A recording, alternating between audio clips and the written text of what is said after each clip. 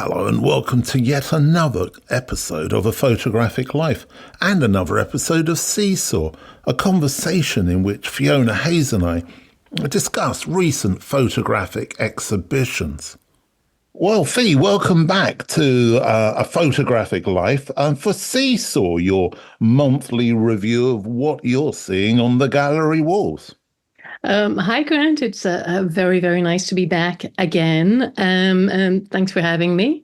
That's a pleasure, as always. What are we going to look at this month? Okay, so this month there are three exhibitions. This month, Seesaw went to Paris.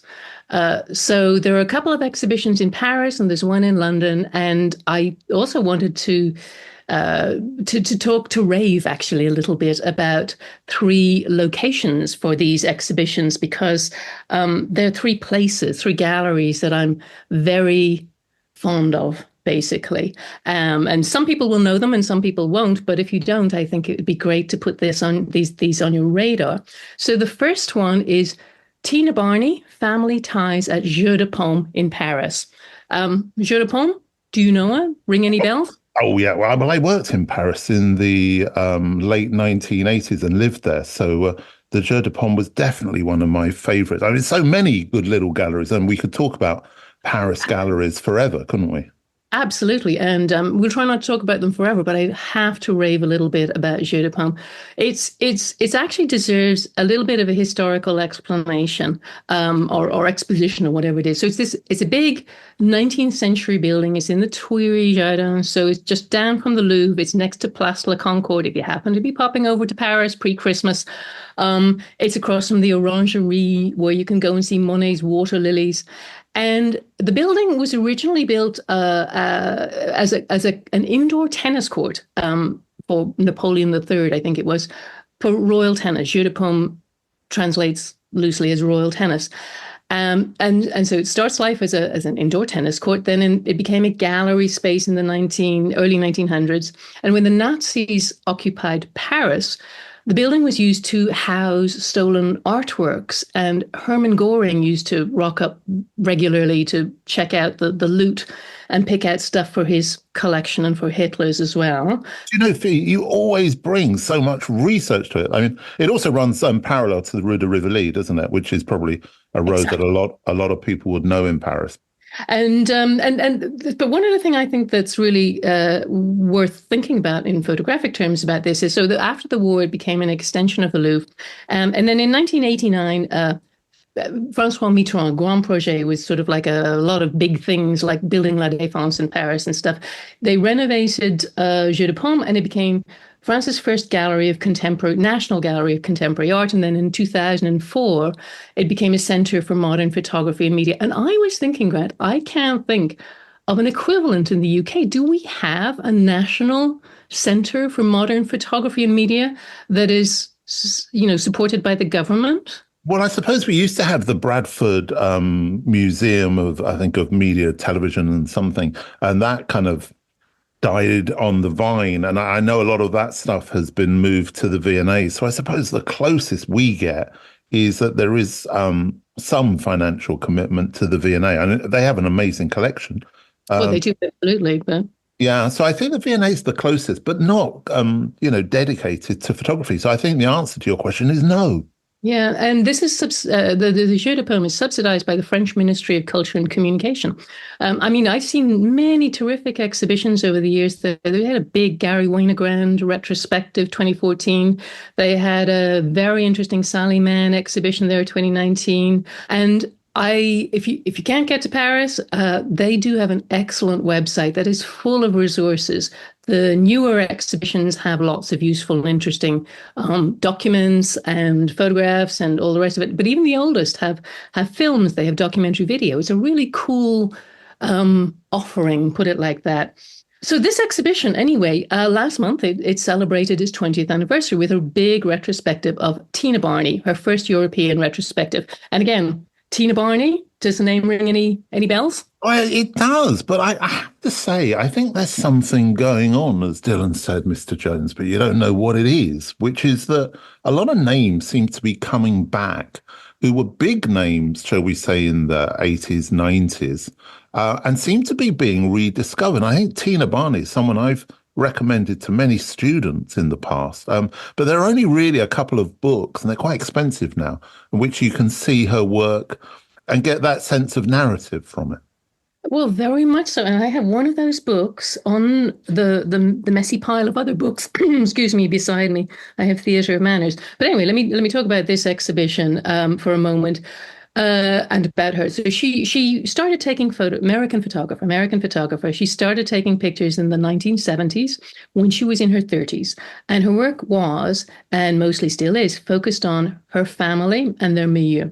And her family, well, her grandfather was a founder of Lehman Brothers, the investment bank that went bust in 2008. So her family, her milieu, and the people that she takes pictures of are rich. And so the exhibition, it has 55 prints, mostly color, and they're very big. They're pictures of her family, of her friends, of artists and art dealers, of estate agents. She says herself that she says her fascination is with the repetition of traditions and rituals. The idea that families, no matter where they come from, kind of do the same thing. The only thing is that all the families she photographs are extremely wealthy, extremely well off, and they're also overwhelmingly white. Well, they are, and I think there's something interesting. Just interrupt you there, but I think there's something interesting in that kind of explanations she's giving, because I always perceived that there was a sardonic eye to all of the images, and she was sort of commenting on the excess that this family and her family and friends and so forth were engaging in. But I never really got the fact that, oh, well, this is what everyone does. I wonder if that's a certain kind of sense of looking back and reinterpreting. This is such an interesting point, and I've pulled out one of the texts on the wall that I photographed. This is exactly what you just said, which is from an article in Art Forum in 1991 by a writer called Rona Lieberman. And the article, she said, the people in Tina Barney's photos look like evil twins of the people in Ralph Lauren ads. The Lauren ads sell exclusion by merchandising WASP style as something you have to be born into, implicitly canceling out any consumer who has to buy his or her way in. What Ralph Lauren presents as scenes of plenitude, Barney exposes as scenes of zombitude. While they're not exactly sinister, they are testimony to the discreet vacuousness of the upper middle class WASP subject. Barney uses blandness as a weapon against itself. And I think that's very much what you just said. But is it what she says? Well, yeah, I mean, and I think it's also important to recognize, it's very easy nowadays to think of Ralph Lauren as something that's available to anyone in TK Maxx, and at one stage was taken over by the football terraces and so forth. But there was a time when Ralph Lauren, you could only buy it from a couple of stores in the States, and it really was an East Coast thing, wasn't it? Basically, I would say, in the early days of social media, maybe pre-social media, Ralph Lauren, even Tommy Hilfiger, Burberry, as brands, they were, I think one way of putting it is rather snitty and snooty about who they wanted to see in their clothes. It really was, the brand was protected, the brands were protected as being very exclusive. And it was a different world in many ways. And one of the things that you see in Tina Barney's photographs is it, especially in the images that are in this particular exhibition, is it feels like another world in many, many ways. It feels it's very old money. The interiors tend to be very chintzy. There are heavy drapes. The people there are antiques and paintings in gold frames in the pictures. Funny little things like you think, gosh, nobody had white walls. But of course, if Granddad founded Lehman Brothers and you have, the mansion that's been in the family for however long, you don't kind of redecorate that often. So the fashion and the interiors, I because I know the pictures, and I obviously encourage any of our listeners to check them out. It's easy enough to do online, but all of that has dated, and it would seem that from what you were saying about how she's describing the work, maybe her kind of reasoning has evolved. But how does the work stand up? I find I really enjoyed it. I mean, the quote that I kept coming back to when I was walking around it is in the Philadelphia story and also in High Society. One of the characters says, "There is no prettier sight in this fine, pretty world than seeing the privileged classes enjoying their privileges." And like I say, it's anthropological. I find them fascinating because she put a lot of work into these.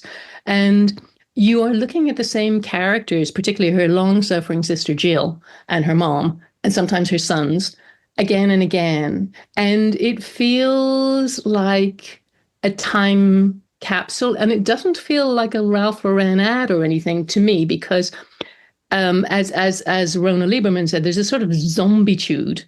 People don't do a lot. They react a little bit. I think Tina Barney went through a phase, and she still goes through. She still takes pictures of people doing things, but on the whole, people are sort of standing there, posing, and it feels anthropological to me in an entertaining kind of a way. I'm not sure it's everyone's cup of tea, but she composes pictures very interestingly.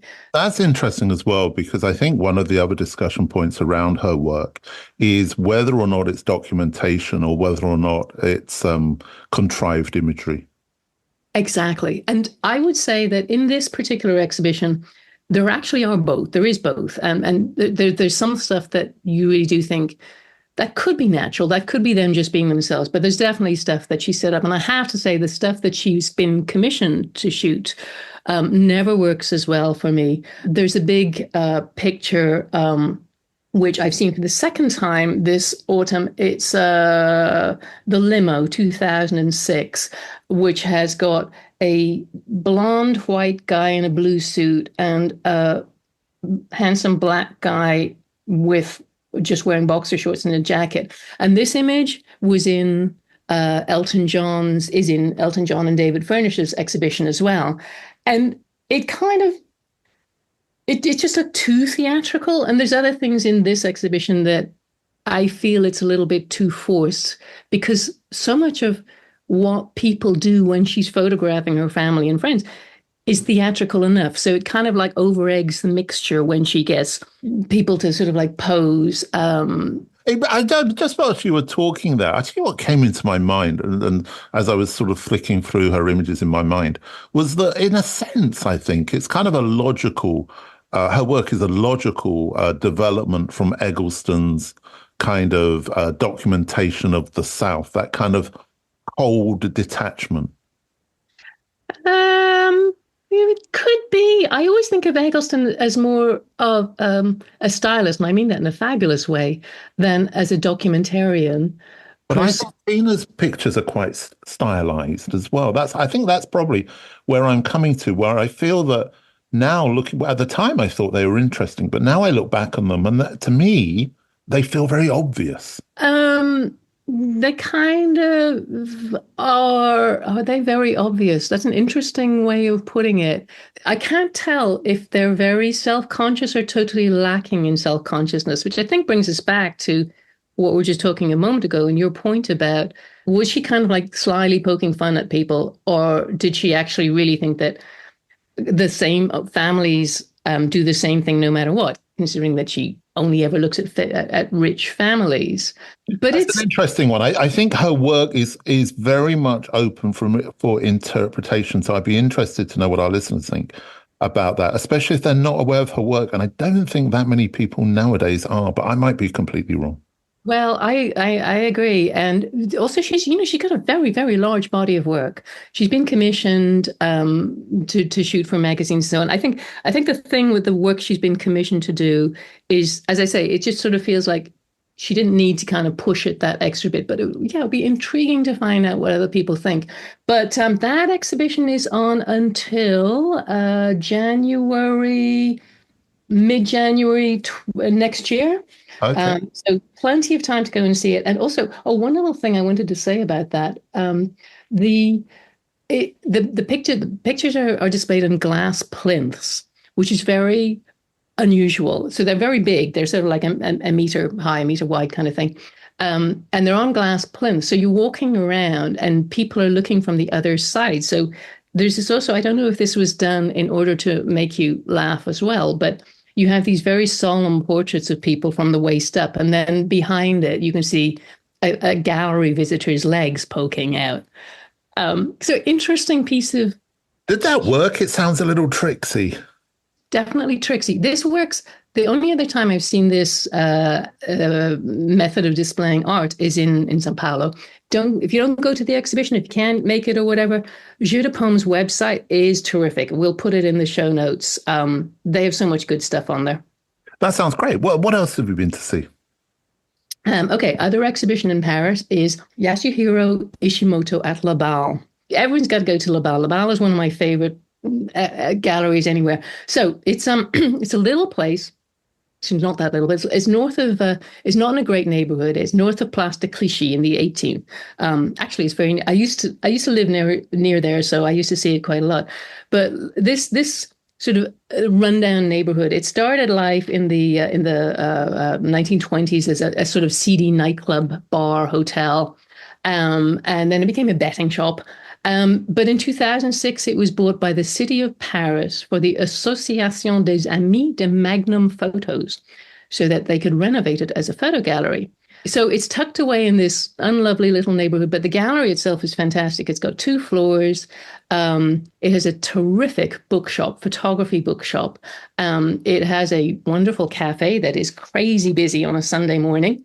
It's just a really interesting place. I've seen so many interesting exhibitions there. They're always really really cool curations. So one of the best exhibitions I've ever seen, Magnum Analog Recovery, was on there in 2017. They had an exhibition of the Japanese magazine Provoke in 2016, I think. And again, I'm pointing these things out because if you can't make it to Place de Clichy, look at the website. They have so many interesting resources on their website. What's the nearest subway to that? Clichy. Oh, just to Clichy. Okay. Yeah, and it's like literally less than 10 minutes walk up from Clichy. Okay. Clichy. So that's pretty easy, because I know some people do get a little bit nervous about going, particularly up into the northern suburbs of Paris. It's very easy. It's very straightforward, and it's within the periphery. It's not that far out at all. It's definitely worth the trek, and it's not much of a trek.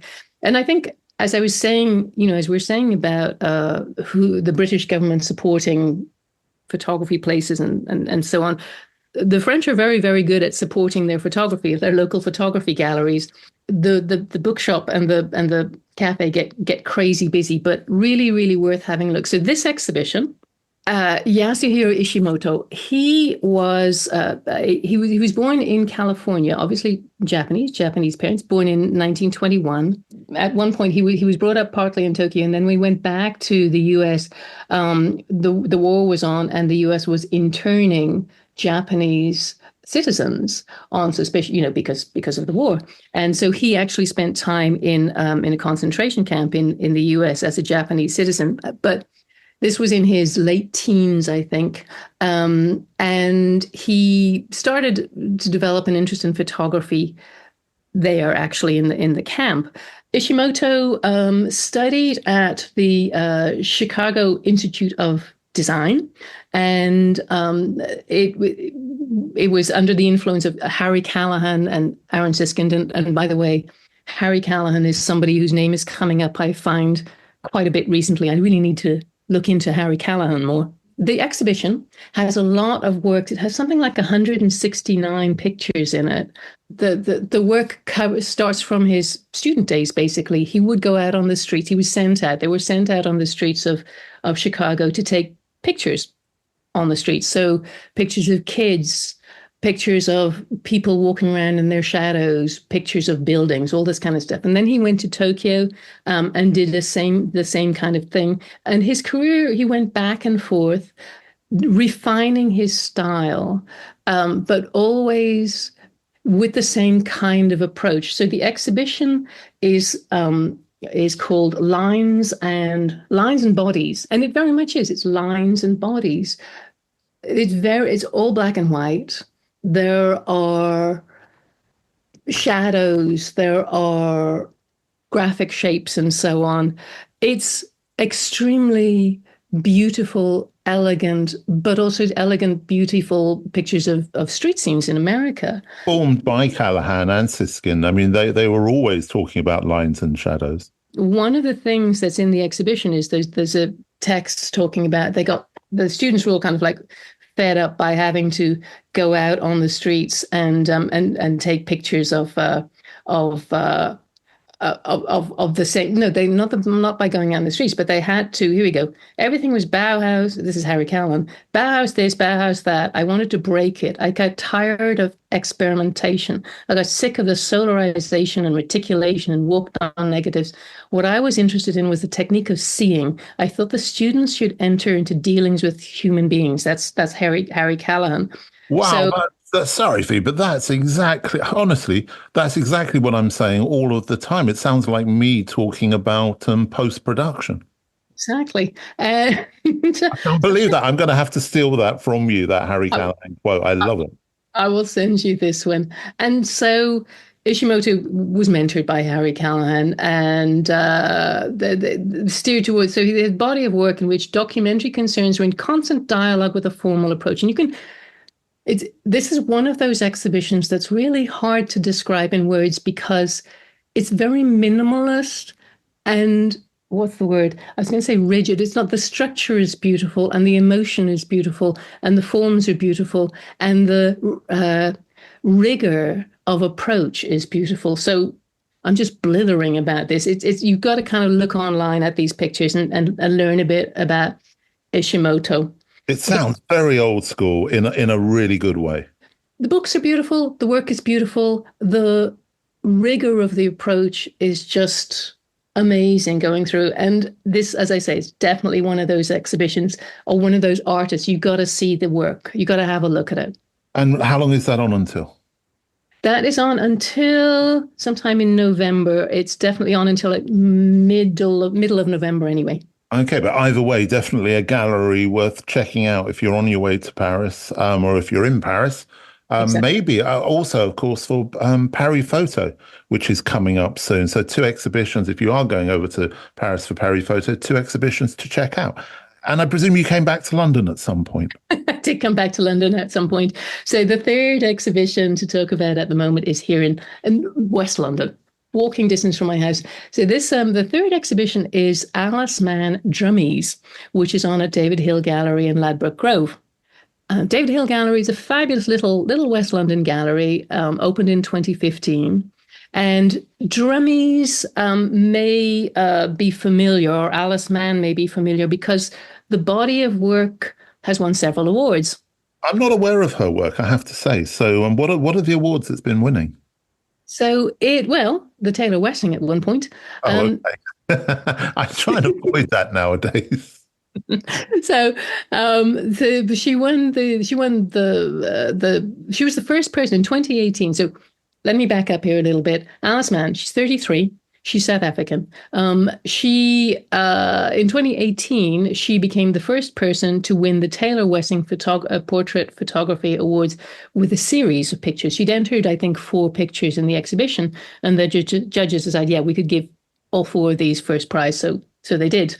And this body of work's been exhibited in New York and Johannesburg and Amsterdam and at fairs, but this is the first UK gallery show. So Drummies. Drum majorettes. And I know that stuff. Yeah, I'm sure that people will, when you see it, you'll recognize it because the pictures are just so, they're winsome. So the drum majorettes are high school girls in the Western Cape in South Africa in Gauteng. I should have asked. I should have asked this at the opening, but it was quite a loud opening, and I didn't think to ask when I went back the next time. Did you But have a couple of glasses of wine for you whilst you were there? I did not actually. Well, maybe I had one. What? That's not an opening. It was. It was. That's another story. Okay. I think that so drum majorettes. I believe that it's a sport in itself. I know it's a sport. It's a sport in itself. So I don't think that these drum majorettes, like American kind of like cheerleaders and stuff.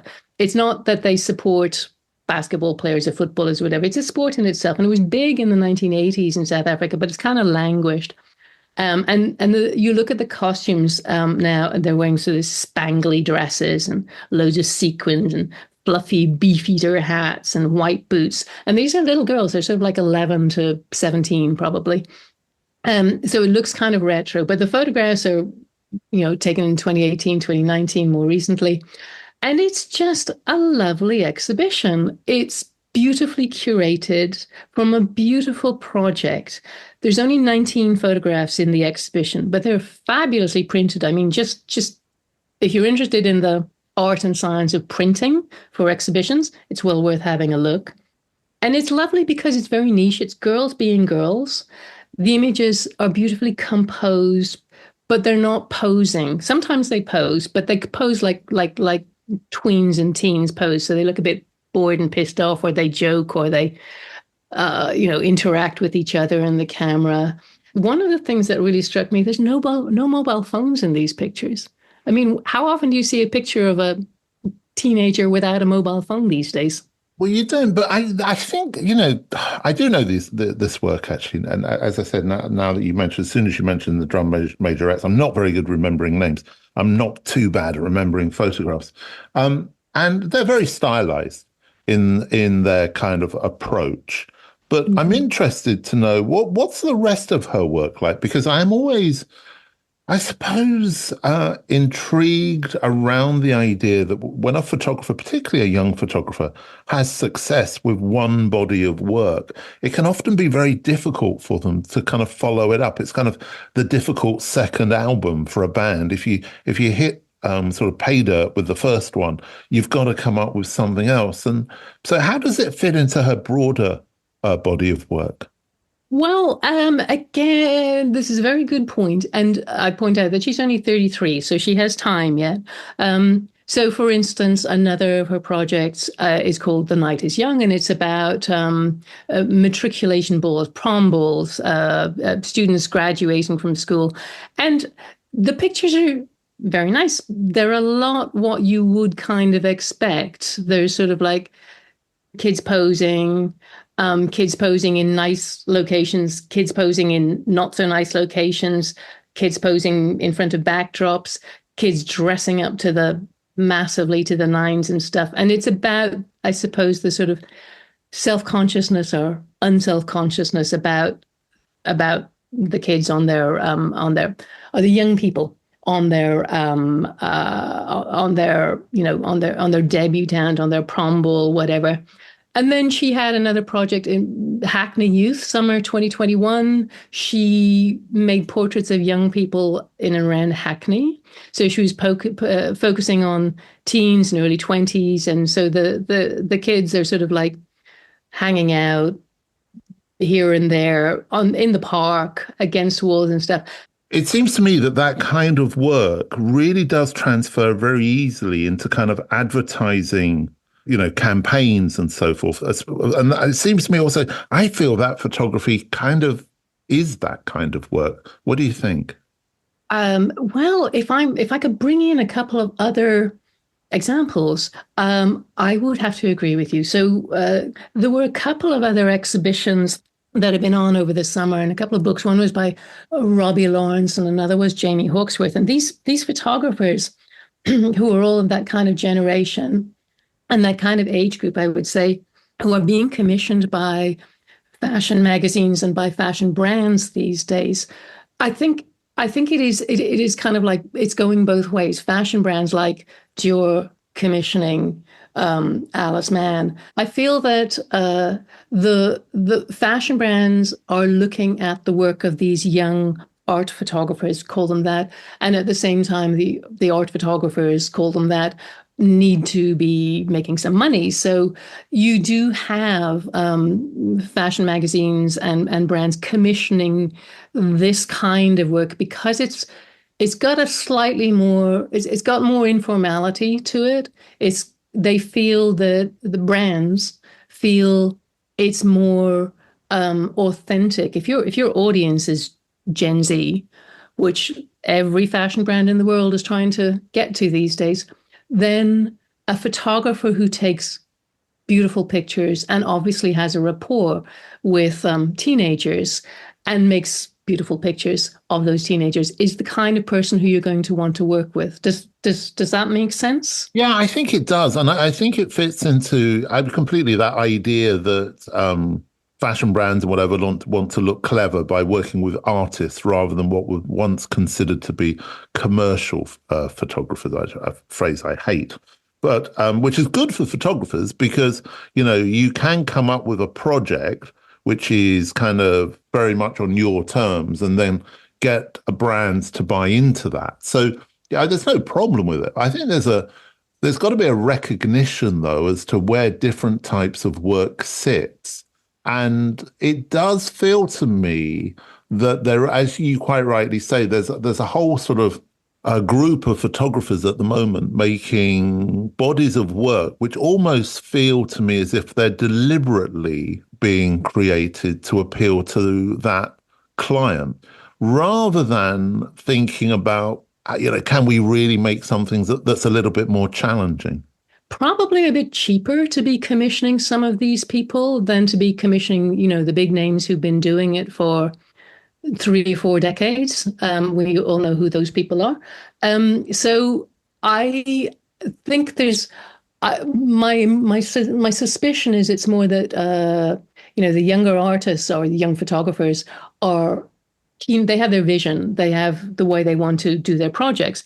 But it's more the brands who are going out searching for young talent that they can then turn into ad campaigns. Yeah, I do agree with you, but at the same time, I don't want to sound like a sort of a grumpy old man here, but it does. I do feel that a lot of this work that I see coming from those photographers is a bit generic.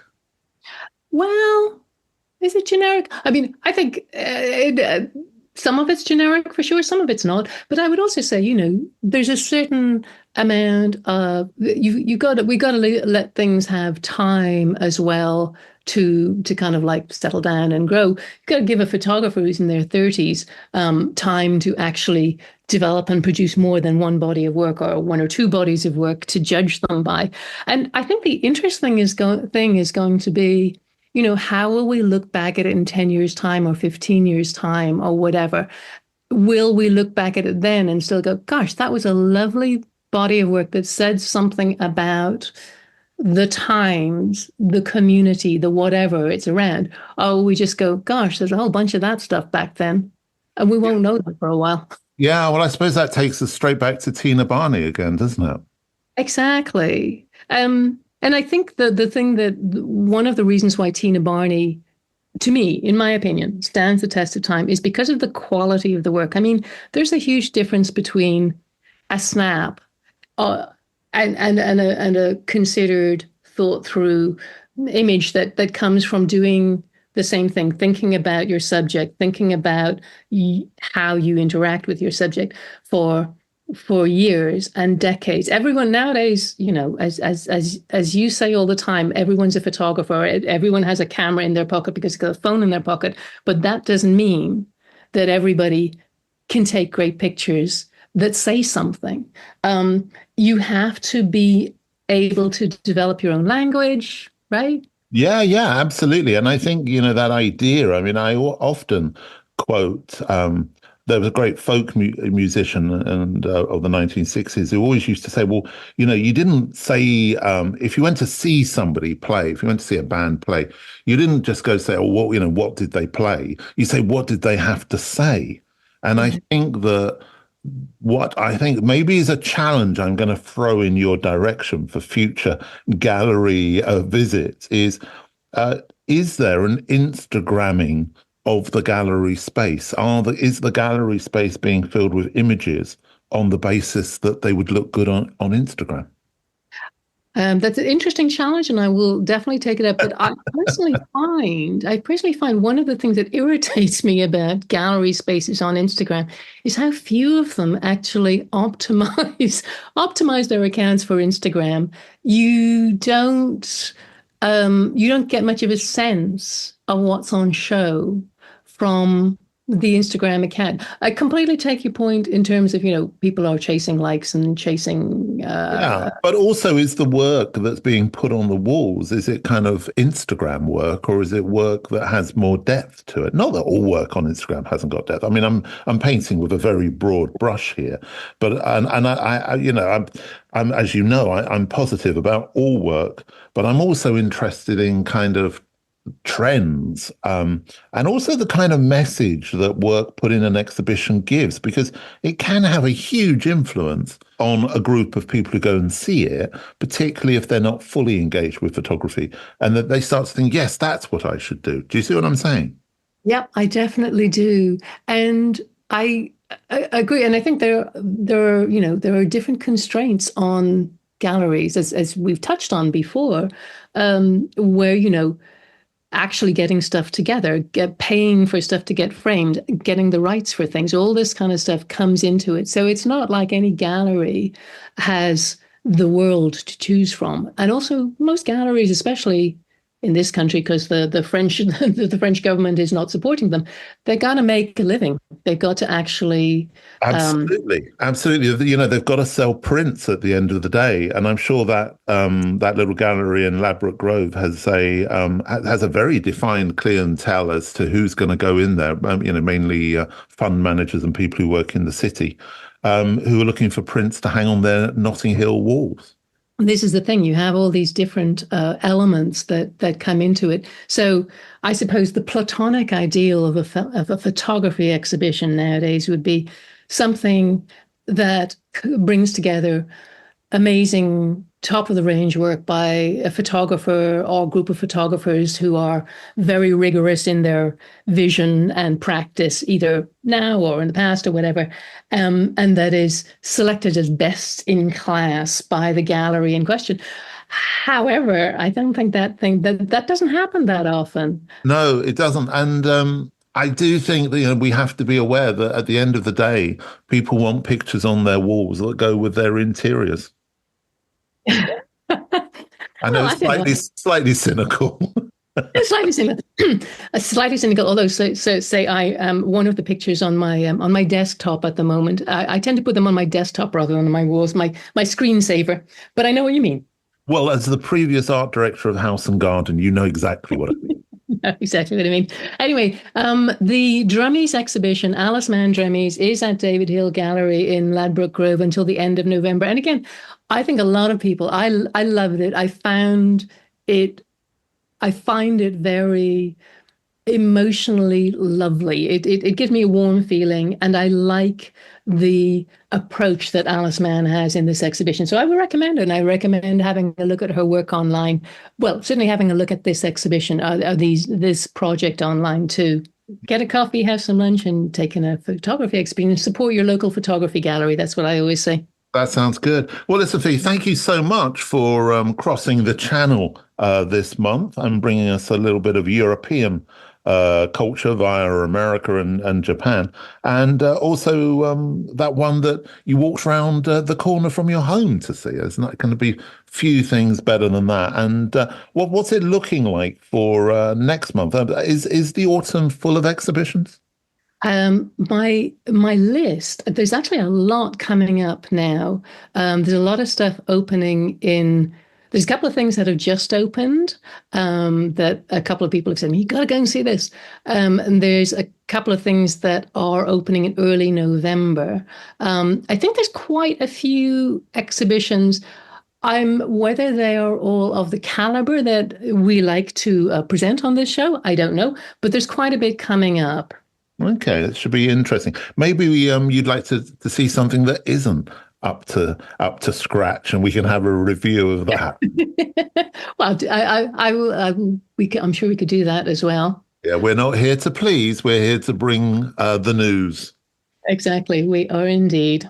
Well, listen, Fee, thanks so much once again, and I really look forward to catching up with you again next month. Absolutely, always a pleasure, Grant. Thank you very much. Well, I hope you enjoyed this week's episode. And as always, if you did, please subscribe, like and share with a friend or somebody else that you think might enjoy our conversations. And of course, get in touch. Let us know. What do you think of our reviews? Do you agree with them? Or are there exhibitions that you're seeing that you think we should know about? Either way, whatever you do, make sure you take care.